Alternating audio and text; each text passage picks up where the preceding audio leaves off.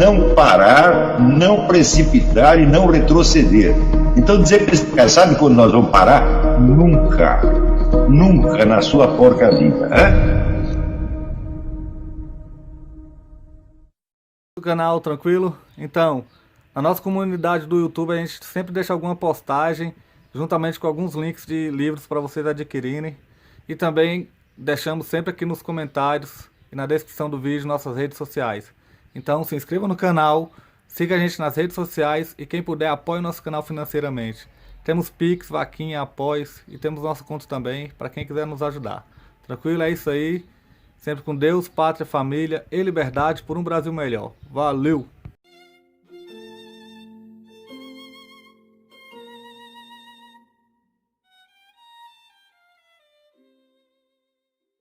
Então, ele diz, em primeiro lugar, que, de certo modo, a bondade é natural no homem, mas que, desde os tempos mais antigos, a maioria cedeu, vamos dizer, à tentação do egoísmo, considerando que a natureza havia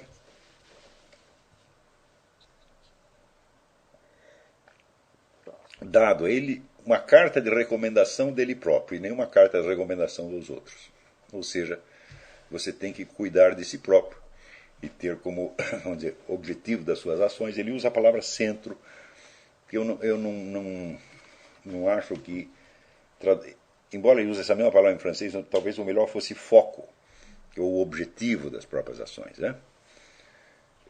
Porque, por outro lado, é evidente que cada sujeito agente é o centro criador, o centro agente de suas próprias ações. Então a palavra centro fica um pouco ambígua, mas foco, o objetivo talvez seja melhor. Então, você vê que a norma que recomenda a cada um cuidar de si mesmo em primeiro lugar, ou seja, priorizar a si próprio e não ao outro, ela não funciona sempre. Você vê que em muitos casos, por exemplo, uma pessoa pode se sacrificar por um outro. Uma mãe se sacrifica por um filho, um irmão por um irmão, um pai por um filho, filho pelo pai, assim por diante, um amigo pelo amigo. Isso acontece. Então, você veja que a ideia que nos parece, assim, à primeira vista, quando você expõe isso sem nenhuma maiores precisões, a ideia de que cada um deve cuidar de si em primeiro lugar, ela nos parece tão natural que nós não perguntamos por quê.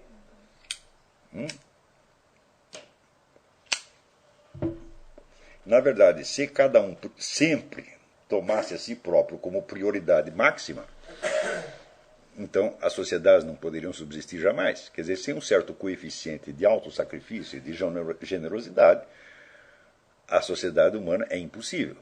Na verdade, uma certa cota de generosidade você observa às vezes entre animais. Não é isso? A mãe que se sacrifica para defender os filhos, etc, etc. Então,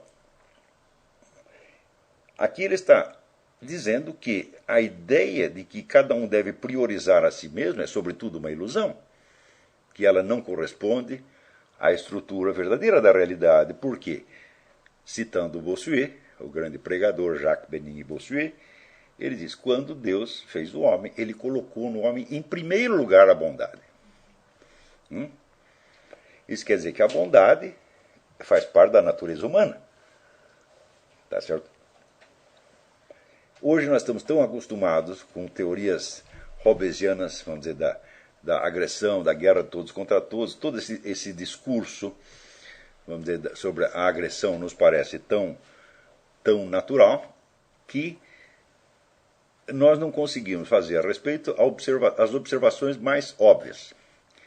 Em primeiro lugar, a agressão, o ódio e a maldade são exceções. Não são a regra. Veja no seu próprio meio e veja quantas vezes você sofreu agressões de outras pessoas e quantas vezes elas te ajudaram. A desproporção é enorme. A agressão chama a atenção porque ela é rara, porque ela é uma exceção e porque ela é anormal. Portanto, se fôssemos acreditar que existiu, vamos dizer, um estado de natureza hobbesiano no qual todos, né, faziam o mal a todos os outros o tempo todo, então a existência de qualquer bondade ou qualquer solidariedade só poderia ser introduzida mediante um ato de força, que seria uma agressão maior do que todas as agressões juntas.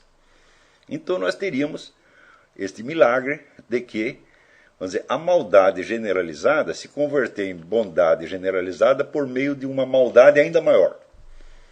Essa é a teoria de Hobbes, ele obviamente falha. Esse estado de natureza jamais existiu.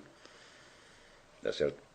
O homem foi criado tal como ele é hoje, tá certo? E não houve modificação essencial da sua natureza ao longo dos tempos. Quando alguns estudiosos, psicólogos, citam como exemplo da maldade, da agressividade humana as guerras, eu tenho a impressão que eles jamais conversaram com um ex-combatente. Porque se você perguntar a todos os ex-combatentes, você tinha raiva dos exércitos adversários? Fala, não, eu tinha medo. Não é isso? E tão logo esse medo era apaziguado por uma trégua, isso aconteceu em todas as guerras, tão logo havia uma trégua que apaziguava momentaneamente o estado de medo, o que se via? Manifestações de solidariedade entre os exércitos dos dois campos. Essas manifestações eram espontâneas, ninguém ordenava que você fosse até a trincheira adversária, né, oferecer cigarro para o outro, né, ou oferecer uma lata de sardinhas, uma coisa assim. Mas esses fenômenos aconteceram em todas as guerras. E eles se tornaram notáveis, sobretudo na Primeira Guerra Mundial, porque eles aconteciam como na Primeira Guerra Mundial era uma guerra de trincheiras, onde nenhum dos exércitos conseguia avançar. Ficava um numa trincheira aqui, o outro trincheira do lado de lá, trocavam tiros durante certas horas e um não avançava nem o outro recuava. Então, por causa disso, houve uma longa convivência dos exércitos. E esses casos, vamos dizer, de solidariedade e de amizade entre os soldados dos dois lados se tornaram célebres na Primeira Guerra, embora tenham acontecido também em todas as outras. Então, eu não creio que se possa explicar a conduta de nenhum soldado na guerra pelo ódio. Afinal de contas, como o sujeito poderia odiar milhões de pessoas que ele não conhece? Isso não faz sentido. Ainda que ele reconheça que o outro está lutando por uma causa que lhe é adversa ou que é contra os interesses do seu país, isso aí não cria nem agressividade nem ódio. Joseph Stalin, que era um grande psicólogo, quando perguntaram para ele qual é o motor principal das ações humanas, ele disse o medo, não o ódio, não a agressividade. Não é isso? Então, Santo Tomás de Aquino dizia que a diferença entre o ódio e o medo é que, no caso do ódio, você sente que o adversário é mais fraco, e no caso do medo, você sente que ele é mais forte. Ora, se você tomar cada indivíduo, a totalidade dos seus adversários possíveis é necessariamente mais forte do que ele. Então, é mais normal que o indivíduo esteja com medo, tá certo? Mesmo que ele seja um combatente ou, digamos, um lutador. Você imagina assim um sujeito que está iniciando numa carreira de lutador e ele pensar a sequência inteira dos adversários que ele terá de vencer no esporte. É uma coisa realmente assustadora. Ele não vai poder ter raiva dessa gente toda, mas medo certamente tem. Então, isso quer dizer, o normal no ser humano é a bondade. Isso está na estrutura humana. Mas existe um outro fator que ele não discute aqui, que faz com que as pessoas se encerrem numa concepção ilusória da realidade. Concepção segundo a qual cada um deve ser o objetivo principal e o principal beneficiário das suas próprias ações. Ele disse, mas isso também não aconteceu com todos os seres humanos, sempre houve pelo menos um certo número que se conservou fiel ao impulso originário. Ou seja, pessoas que sentiam o dever da beneficência, o dever da bondade e da generosidade como uma coisa que era inerente à sua natureza. Ou seja, essas pessoas não se tornaram boas ou generosas porque alguém as forçou a ser assim, porque uma cultura repressiva né? Reprimiu nelas o impulso maligno, esforçou a ser boas a contragosto, o que seria absolutamente impossível, porque seria novamente o caso de uma maldade maior, né? Quer dizer, a criança é má, mas o pai é mais mau ainda do que ela, então a oprime e a força a ser boa, então a bondade nasceria de uma multiplicação do mal. Isso seria um verdadeiro milagre, eu nunca vi isso acontecer. Então essas pessoas, a quem os gregos chamavam heróis, então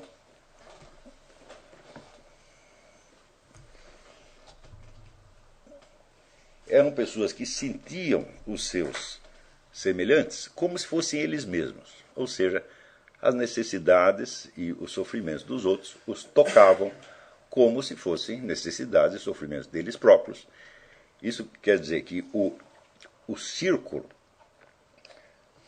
dos objetivos, dos alvos das suas próprias ações era, em princípio, o mundo inteiro, ou todas as quaisquer pessoas que coincidissem de estar ao seu alcance. E eles eram assim por natureza, e essa natureza se expressava mediante um sentimento que eles tinham da sua própria força. Ou seja, o indivíduo se sentia capaz de fazer o bem para um círculo muito grande de pessoas, e por isso mesmo se elevavam acima das circunstâncias. Ele dá aqui vários exemplos. Depois nós podemos voltar a esses exemplos. Mas ele diz que, ao contrário, os homens vulgares, não encontrando em si mesmos nenhuma força e nenhuma grandeza, não viam em torno senão fraqueza e pequenez. Então, isso quer dizer que esses homens vulgares não sentiam em si a força não apenas de socorrer os outros, mas não sentiam em si mesmos sequer a força de resolver seus próprios problemas. Então, sentiam-se acossados por perigos, pressões e necessidades e, automaticamente, livrar-se dessas pressões o quanto possível, resolver o seu próprio problema, se tornava o único objetivo da sua vida. Ou seja, enquanto os heróis viviam numa espécie de efusão da sua força criadora, que se espalhava para os outros, os homens do vulgo viviam uma vida negativa e uma vida centrada na autodefesa, no instinto de autoproteção acima de tudo. Ora, ninguém busca autoproteção se não está com medo. Então nós vemos que aqui o fator decisivo não é a agressividade e também não é a maldade, mas é o medo. Então a diferença entre a bondade e a maldade é, segundo Raveisson, a mesma diferença que existe entre a força e a fraqueza.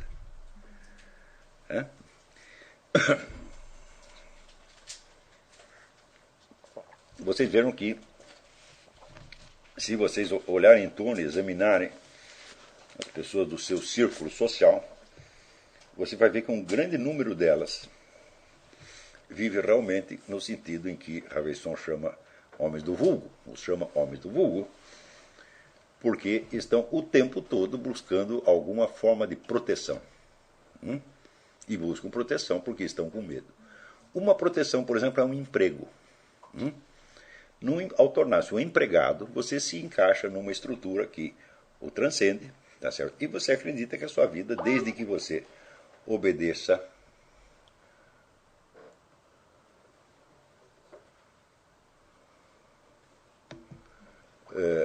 desde que você siga as regras, você estará protegido. Você terá um salário no fim do mês, você terá uma aposentadoria, você terá assistência médica, etc, etc, etc. Então,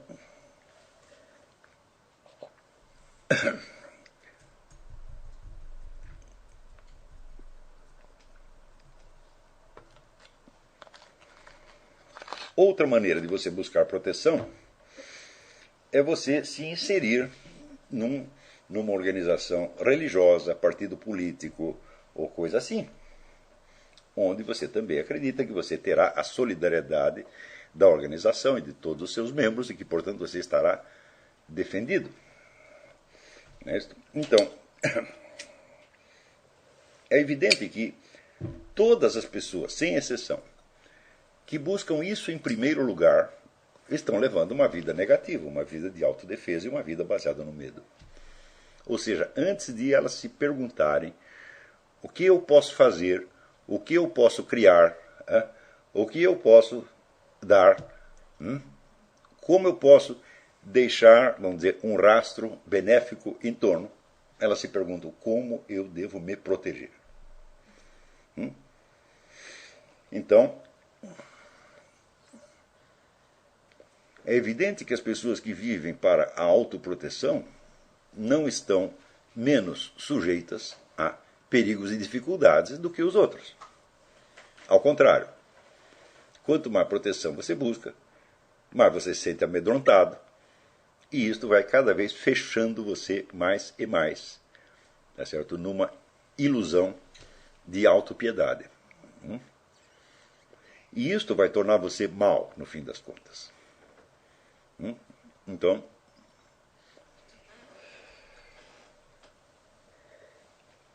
eu me lembro que o Fritjof Fromm, contra o qual eu tenho várias objeções, mas que nem por isso deixa de ser um grande homem, dizia que o pecado tem 3 etapas: a ignorância, a fraqueza e a maldade. Então, primeiro, ignorância. Você não está informado de qual é a verdadeira estrutura da realidade e qual é a verdadeira constituição do ser humano. Segunda etapa, a fraqueza. Você fica com medo e começa a buscar a proteção. Na medida que você vive para a sua autoproteção, tá certo?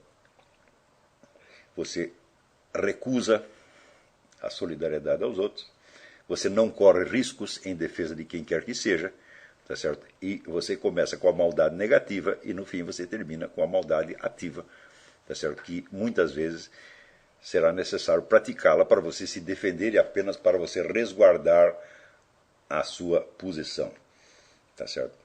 Note bem que esse resguardar a posição é em 100% dos casos totalmente imaginário.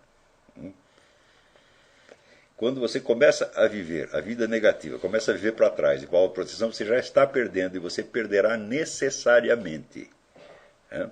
Então,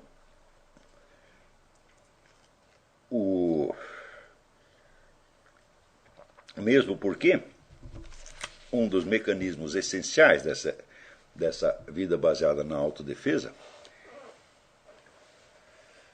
é o próprio medo de enxergar o perigo, porque se você está acostumado a uma autodefesa física, daqui a pouco você se acostuma também com a autodefesa psíquica. Ou seja, você não quer que o seu corpo seja ferido, prejudicado, danificado, etc, etc. Mas você também não quer que o seu equilíbrio psíquico seja danificado.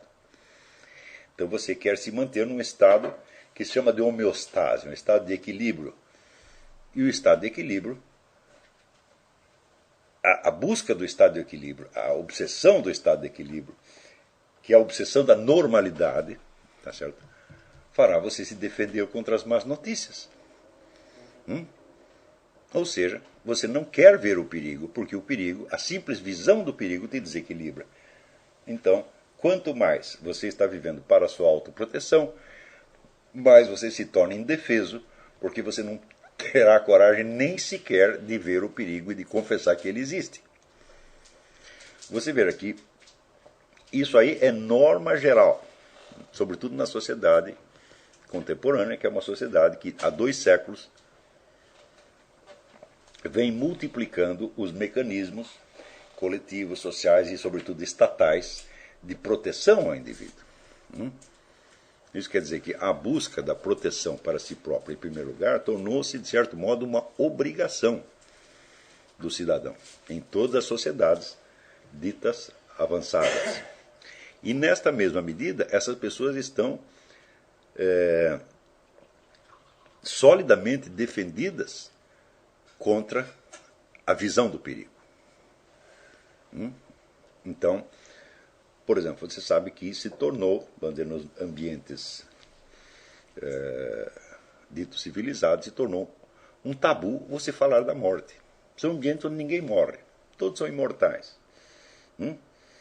Se uma pessoa começa a falar da sua própria morte, olha, quando eu morrer vai ser assim, as pessoas logo dizem, não vamos falar dessas coisas, isso é desagradável, isso é feio. Então é incrível que uma das dimensões fundamentais da existência, que é a mortalidade, se tornou proibida. Não se pode. Eliminou, como dizia o Meira Pena, se eliminou o tabu do sexo e se criou o tabu da morte. Você pode falar do sexo porque é divertido, mas da morte não, porque é feio. Então, se você não pode falar da morte, então significa que aquilo que constitui realmente a própria medida temporal da sua existência se tornou proibido. E você tem que agir como se você fosse eterno, sabendo que não é. Então isso aí já coloca as pessoas numa situação de irrealidade estrutural e permanente. E, sobretudo, se elas são movidas pela busca da proteção, então, olha, tudo isso eu estou interpretando o Ravesson, não estou acrescentando nada. Eu estou dizendo o que estava no fundo da imaginação e do sentimento dele quando ele escreveu essas linhas. Quer dizer, eu me identificando com esta maneira de pensar, eu me evoco uma série de imagens que certamente estavam presentes para ele, embora ele, vamos dizer, as condensasse apenas em umas poucas palavras.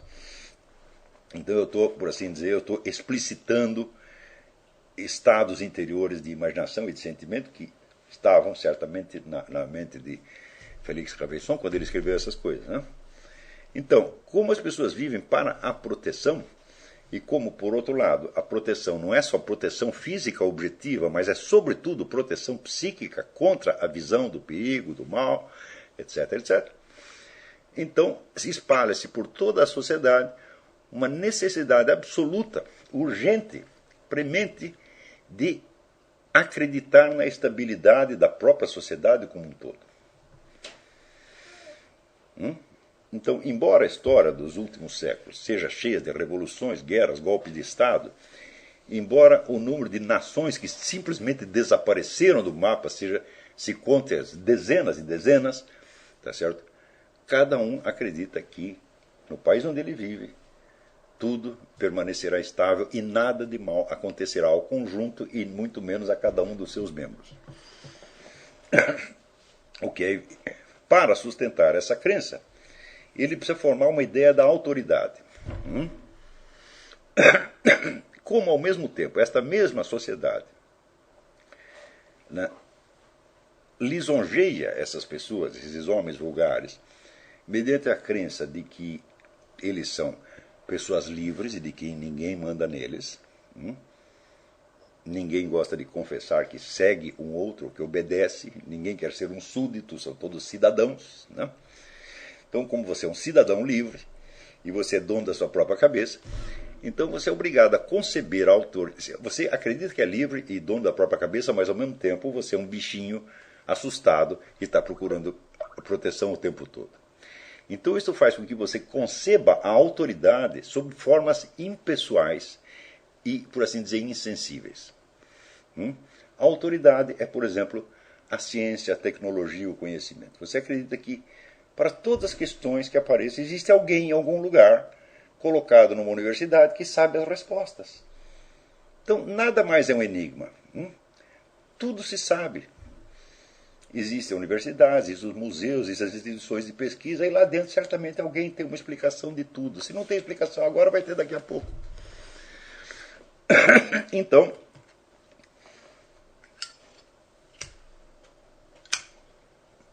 esta crença deprime nas pessoas o desejo de fazer perguntas, de saber o que quer que seja.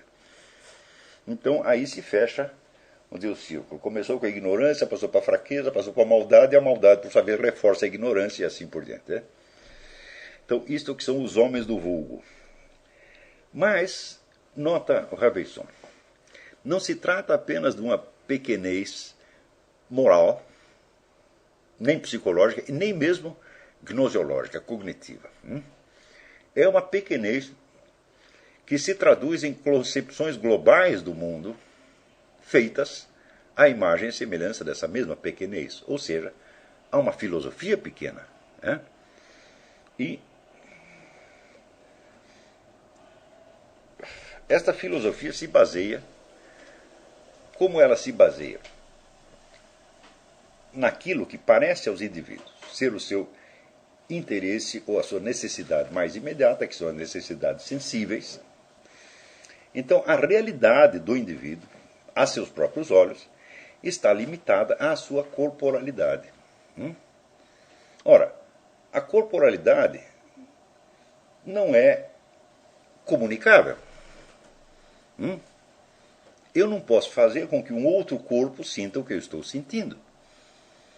Aquilo que acontece ao meu corpo acontece somente a mim.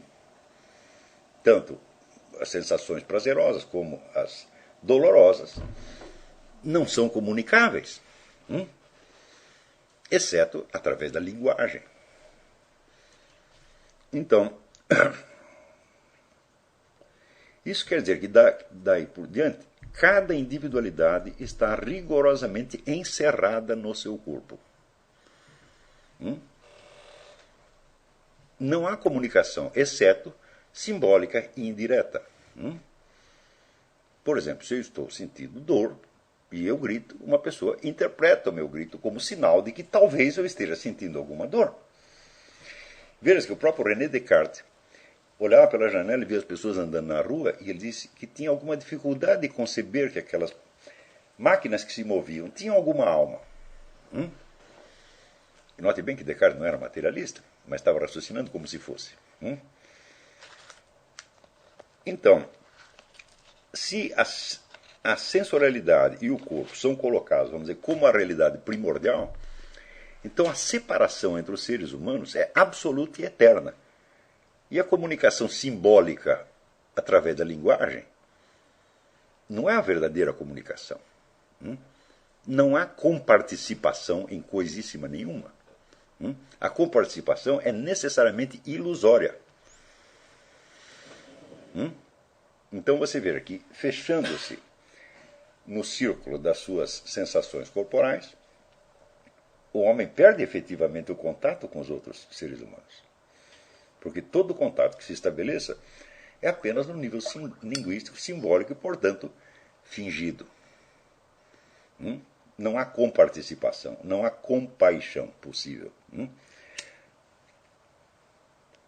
Não havendo compaixão possível, é natural que essas criaturas se tornem ainda mais amedrontadas, porque é uma sensação de isolamento total e absoluto. Havendo a sensação de isolamento total e absoluto, significa que cada ente corporalmente definido, ele é uma realidade em si mesma. Essa realidade, vamos dizer, não se comunica a outros. E, de certo modo, cada indivíduo se considera, por assim dizer, um todo fechado. No momento em que ele se considera um todo fechado, surge uma coisa que assumirá mais tarde áreas de um problema filosófico. Como eu posso acreditar na existência do mundo exterior? Esse problema só surge, historicamente, depois de muitos milênios. Ou seja, foi necessário que o número de pessoas, vamos dizer, imbuídas dessa concepção corporalista da realidade se multiplicasse muito, para que chegasse ao ponto em que elas acreditam que elas são reais, mas talvez o mundo não seja. É claro que aí nós estamos em plena psicose. Quer dizer, que um indivíduo que sabe que corporalmente ele proveio de outro corpo. Ele não é eterno, ele teve um começo. Ele, antes dele ter a sua independência de movimentos, ele existiu dentro de um outro corpo. Ele teve que ser gerado por um terceiro e assim por diante.